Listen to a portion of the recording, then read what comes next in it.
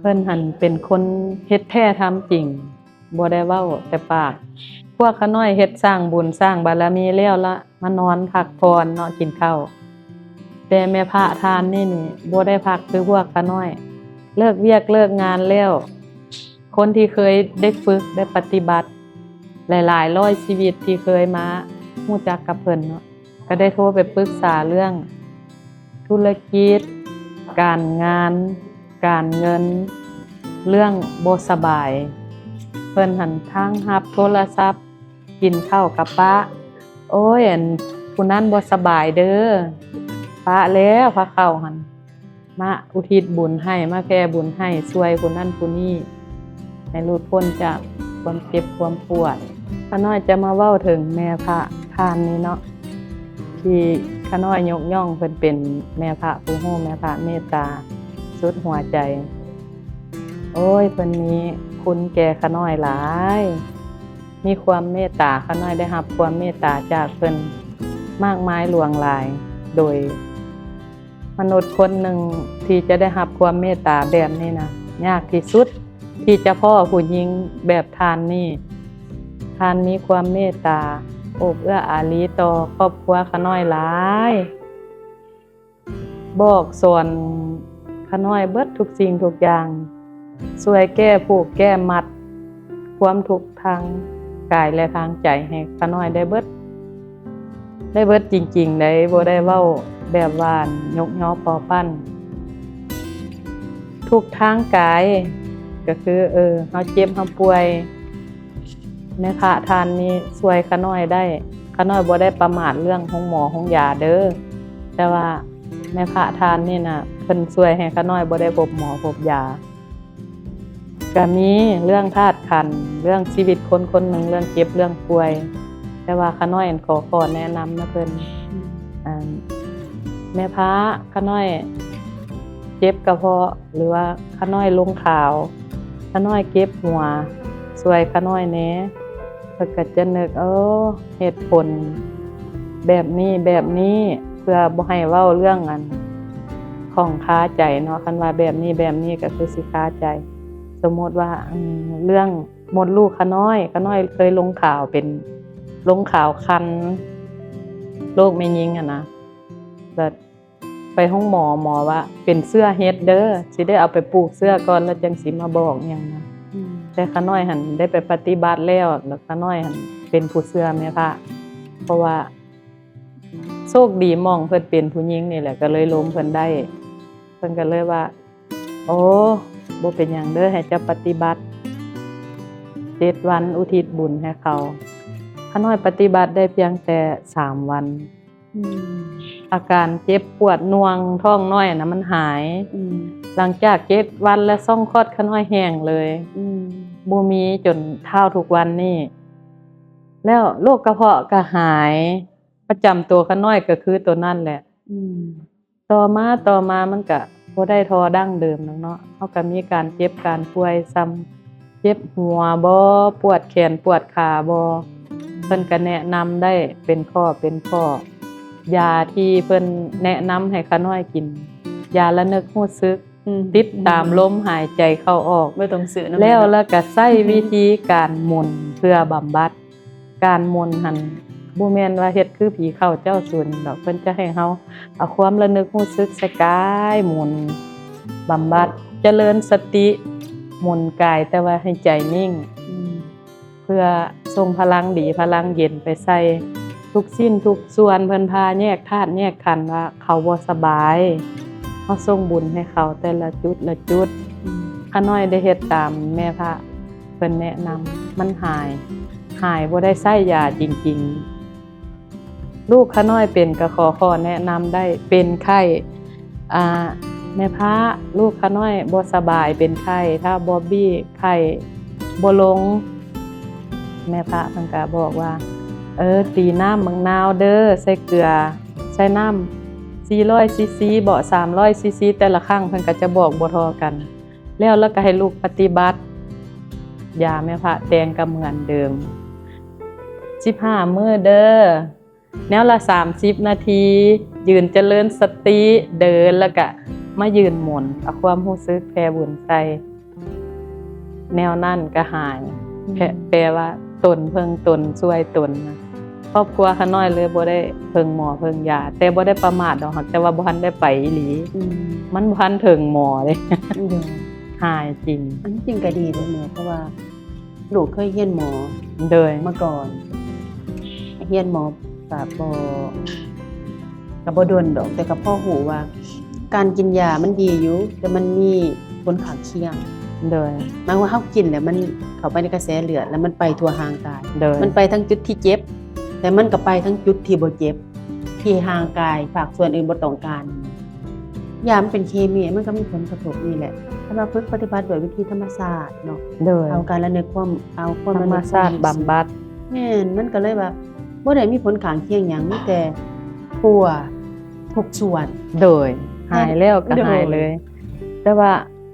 พวกขาน้อยได้รับความเมตตาจากเพิ่นแบบนั้นแหละการเจ็บการป่วยก็บ่ได้ไปโรงหมอชีวิตมีการขัดสนเรื่องเงินเรื่องทองบ่แม่นเพิ่นสิมาโยนให้เฮาเป็นก้อนดอกแต่เพิ่นหาทางออกให้เฮาได้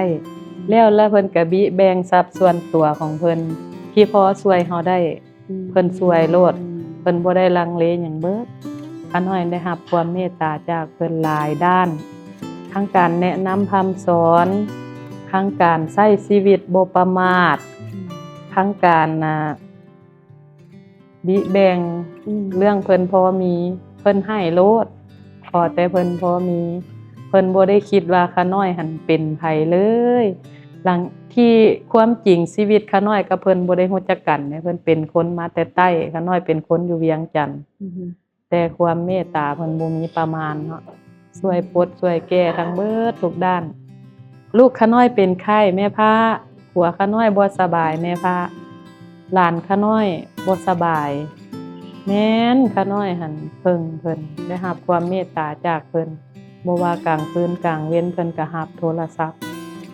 คำที่เพิ่นแนะนำแต่ละข้อมันพิสูจน์ได้จริงๆแบบว่ามันเซาจริงๆนะมันหายจริงๆเพียงแต่ว่าเฮาเฮ็ดตามทำตามขาน้อยก็โอ้ยแม่พระทานนี่น่ะเพิ่นมีความรู้ความสามารถเรื่องช่วยให้คนเบิดทุกข์เบิดโศกหลายขาน้อยก็เลยโอ้ยเป็นผู้หญิงทานนี่เพิ่นมีคุณงามความดีหลายมีความรู้ความสามารถหลายขาน้อยก็เลยโอ้เสียสละจาคะเวลาของเฮาเล็กน้อยที่ต้อยห้อยตามไปแต่ละทีละบอนแต่ว่าทีละบอนเพิ่นพาไปบ่ได้สบายเด้เพิ่นไปเพื่ออยากช่วยเพิ่นเป็นผู้ให้เพิ่นเป็นผู้อยากช่วยคือบ้านหลังนี้ที่ขาน้อยได้มีโอกาสมาถ่ายทำบ่แม่นธรรมดาเนาะทั้งใหญ่ทั้งงามแล้วก็ยังหลายๆหลังอีกอยู่ปากเซอยู่เวียงจันทน์นี่ก็ฮู้ว่าเนาะ2บ่อนยังอยู่จุฬายังอยู่หลวงพระบางเพิ่นยังคือที่ขาน้อยเคยถ่ายคลิปให้เบิ่งถ้าใครเคยติดตามคลิปขาน้อยบอนอยู่แม่พระผู้ฮู้ขาน้อยอยู่หั่นเนาะตูบน้อยๆฝนกระตกน้ำกระท่วมขี้โคลนขี้ตมบ่ได้วันเพิ่นไปสู้อยู่จังซั่นเพิ่นไปเฮ็ดหยังแม่เพื่อความเมตตาของเพิ่นแหละเพิ่นอยากช่วยอยากสร้างสถานที่ปฏิบัติเพื่อพัดเพื่อล้างเอาคนอยากให้คนหลุดพ้นจากสิ่งงมงวยงมงายอยากให้คนเรียนรู้เข้าหาตัวเองอยากให้รู้จริงรู้ธรรมความอยากของเพิ่นมีแต่อยากช่วยคนอยากโปรดเมตตาขาน้อยเห็นจังซั่นแหละขาน้อยจังตัดสินใจไปนำเพิ่นช่วยได้เล็กน้อยก็อย่าซ้ำที่ขาน้อยเฮ็ดได้หลังจากที่ครอบครัวลูกผัวขาน้อยเข้าใจแล้วขาน้อยก็ได้ไปตามใจแต่ก็ไปมาเพราะว่าเฮายังมีครอบมีครัวมีลูกมีผัวเนาะในครั้งนี้ขาน้อยกับป้าเพิ่นมาก่อนก็ยังสิได้กลับไปอีกอยู่ตอนนี้เพิ่นยังสร้างอยู่ที่วังน้อยอยุธยาเลิกก็ค่ำลูกก็เศร้าลูกขึ้นมาบ่ได้เฮ็ดได้ว่าพวกเจ้าเฮ็ดอันนั้นอันนี้บ่มาพาเฮ็ดพาสร้างพาทำผู้นี้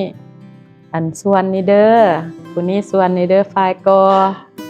ฝ่ายอันน่ะโบกฝ่ายหยังเพิ่นก็แนะนำไปลูกหลานผู้ได้ฝึกได้ปฏิบัติผู้ได้ตัดสินใจสูง ก็ไปเฮ็ดร่วมเฮ็ดเพิ่นหันเป็นคนเฮ็ดแท้ทำจริงบ่ได้เว้าแต่ปากพวกขาน้อยเฮ็ดสร้างบุญสร้างบารมีแล้วละมานอนพักผ่อนเนาะกินข้าวแต่แม่พระทานนี่บ่ได้พักคือพวกขาน้อยเลิกเวียกเลิกงานแล้วคนที่เคยได้ฝึกได้ปฏิบัติหลายๆร้อยชีวิตที่เคยมารู้จักกับเพิ่นเนาะก็ได้โทรไปปรึกษาเรื่องธุรกิจการงานการเงินเรื่องบ่สบายเพิ่นหันทางรับโทรศัพท์กินข้าวกับป้าโอ้ยอันผู้นั้นบ่สบายเด้อป้าแล้วพาเข้าหันมาอุทิศบุญให้มาแผ่บุญให้ช่วยผู้นั้นผู้นี้ให้หลุดพ้นจากความเจ็บความปวดแต่ว่าบ่ให้ดราม่าเด้อว่า คันเขาสิสร้างห้องหมอมาไว้ให้หยังเขาคือบ่ไปจังซั่นเบิดบ่ให้ว่าแนวนั้นเด้อบ่ให้คิดลบที่จริงห้องหมอก็คนตายห้องหมอก็บ่ได้อึดได้ยากเด้ คนไปห้องหมอแล้วตายนะก็บ่อึด บ่เศร้าเนาะ โดยแต่ว่าขัดการที่ขาน้อยเห็นคนที่มาพัดมาล่างหั่นนะอยู่รัก38หรือว่าอยู่ตากฟ้าคนที่เขาเป็นมะเร็งบ่คนที่ป่วยแบบยู่ใส่ล้อมาว่าอันน่ะ เพิ่นมาผ่า ที่นี่แหละอันไปเบิดทุกบอนแล้วสิมาขอร้องเบิ่งหั่นนะเขาเจ้าก็ได้ย่างเมืออยู่ได้แล้วคันว่าผู้ใดว่าขาน้อยเว้ากายเว้าเกินให้ติดตามเพจเด้อ